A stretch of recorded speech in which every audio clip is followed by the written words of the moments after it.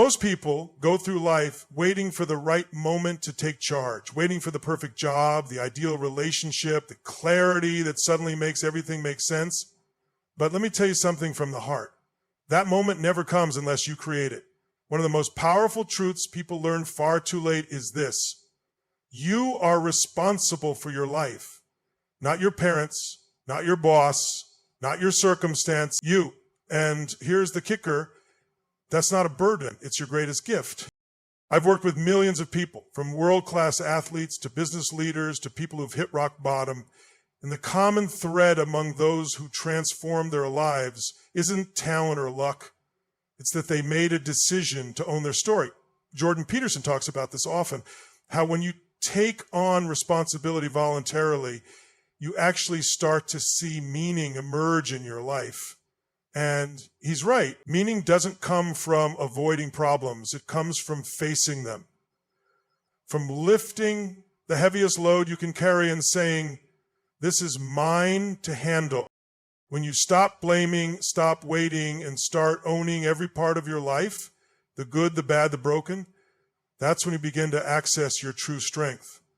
It's not about being perfect. It's about being honest with yourself and courageous enough to act. Responsibility isn't something that weighs you down, it's what builds you up. That shift in mindset is what turns pain into power. And I promise you, when you step into that role, your entire world begins to change. You know, people are always chasing that one big breakthrough, the moment where everything clicks, the lightning bolt of success. But let me be real with you, life doesn't work like that. Most people learn this too late. They think success is about massive action in one dramatic moment. But what actually shapes your destiny are the small, consistent actions you take every single day. It's what you do when no one's watching that defines your future.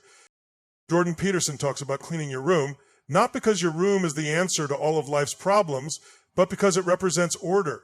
It's a symbol of how the small, mundane choices you make reflect your internal world.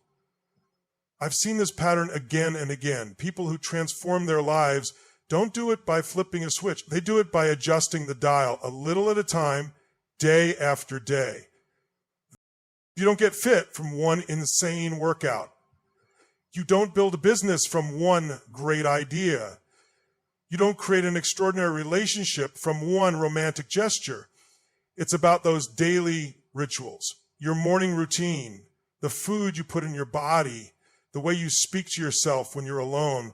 Those are the moments that build confidence, momentum, identity. Here's the truth. The life you want isn't hiding behind some massive leap. It's built brick by brick, habit by habit.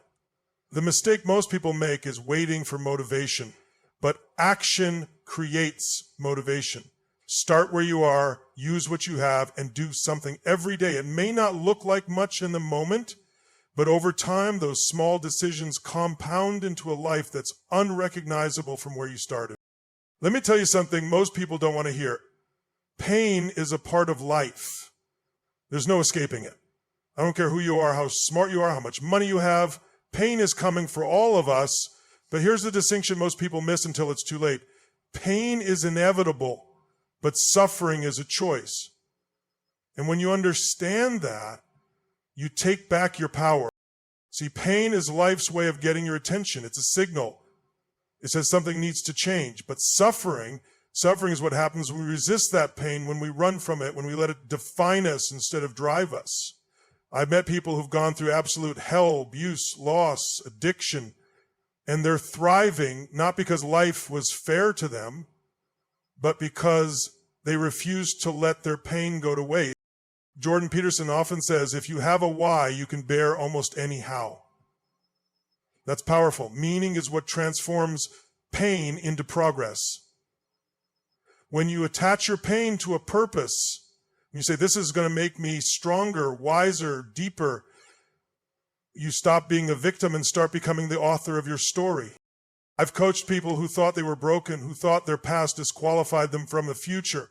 And I always tell them the same thing. Your pain is not your punishment, it's your preparation. But you've got to choose to face it. You've got to use it as fuel. Don't let pain harden you. Let it shape you. When you stop avoiding it and start embracing it, pain becomes your most powerful teacher. And one of the hardest things to do in life, but also one of the most freeing, is to stop lying. I'm not just talking about lying to other people. I'm talking about the lies we tell ourselves. And let's be honest, most people don't even realize they're doing it until it's too late. They lie about who they are, what they want, what they're capable of. They pretend everything's fine while their soul is screaming for something more. But here's the truth. The quality of your life is directly tied to the level of truth you're willing to face. And Jordan Peterson puts it so powerfully, tell the truth, or at least don't lie. That hits deep, because when you lie, even in small ways, you fracture your foundation. You create a gap between who you are and who you're pretending to be. And that gap, that's where anxiety lives. That's where burnout grows. That's where self-doubt takes root. I've worked with people at the top of their game, millionaires, athletes, celebrities, and I can tell you, the ones who feel truly fulfilled, they've made a decision to live in truth, even when it's uncomfortable, especially when it's uncomfortable. Because truth builds trust, it builds clarity, it builds momentum, and most importantly, it builds you. You want power, you want peace, you want to feel alive again, start telling the truth. Stop negotiating with your potential. Stop pretending you're okay with less than what you know you're made for. The moment you choose truth over comfort, that's the moment you start to reclaim your life. It's not easy, but it's worth it. Every single time. One of the most overlooked truths in life, and most people only realize this when it's already cost them years, is that your environment is either shaping you or shrinking you. Every day, whether you're aware of it or not, you're being influenced. The people around you, the content you consume, the standards you tolerate, it's all programming you. And the question is, are you being programmed for growth or for mediocrity? I always say proximity is power. You want to change your life? Start by changing who and what you're around.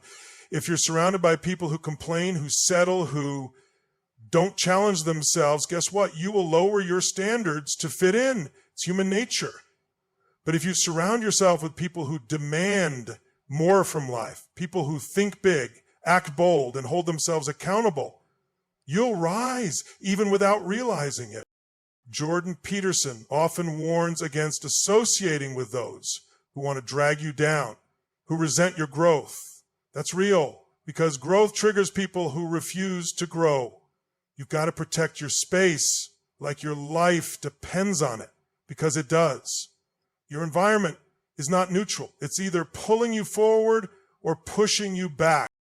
I've seen people change their entire trajectory just by upgrading who they spend time with. You don't need to cut everyone off, but you do need to be intentional. Audit your circle, curate your input, guard your energy, because the right environment doesn't just support your growth, it accelerates it.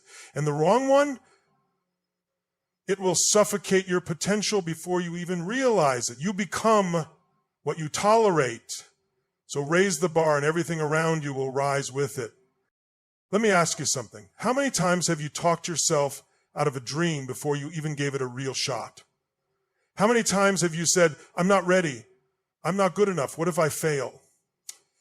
Most people live their entire lives shackled by those beliefs. And by the time they realize they were the only thing in the way, it's too late. But here's what I need you to hear. You are far more capable than you think you are. You don't need permission. You need to decide. I've worked with people in their teens and others in their 60s who finally woke up to this truth. Your potential doesn't expire. The power has been inside you all along. But potential without action is just a fantasy. You can read the books, listen to the podcasts, go to the seminars, but until you act, nothing changes. And most people spend so much time trying to feel confident before they move, not realizing that confidence is a result of movement. You build belief by stacking wins, even tiny ones. Jordan Peterson talks about how when you take responsibility and face what you fear, you begin to realize your capacity. And he's right. Courage isn't the absence of fear. It's moving forward in spite of it. Every time you step into discomfort, you're expanding your identity. You're showing your nervous system, hey, I can handle this. So stop waiting to feel ready. Stop waiting for clarity, for certainty, for someone to give you a sign. This is your sign. You don't need to be perfect. You just need to begin. Because once you start acting in alignment with who you really are, your life won't just change, it will transform.